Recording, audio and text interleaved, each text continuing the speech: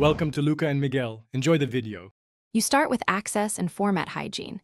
Make sure you can edit the Google Sheet and that the locale and number formats match your target Excel settings so dates and decimals convert correctly.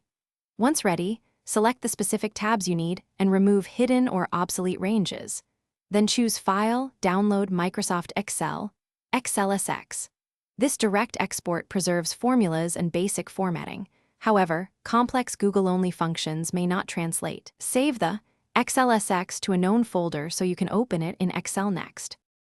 After download, open the XLSX in Excel and enable editing. This allows Excel to recalculate and reveal compatibility issues. You should scan formulas.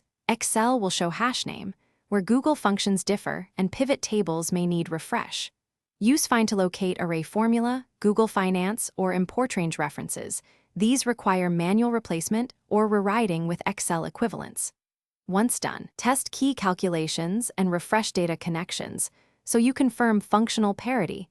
Before sharing, you finish by resolving remaining mismatches. Replace Google-specific functions with Excel formulas or add helper columns where necessary, and adjust named ranges or protections that might block edits. If you use scripts, consider recreating them as Excel macros, XLSM.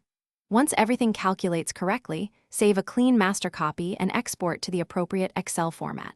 If something breaks, first check data validation, protected sheets, and named ranges. Those are common culprits that cause layout or formula failures when converting. Thanks for watching and please subscribe. It's the best investment you'll ever make.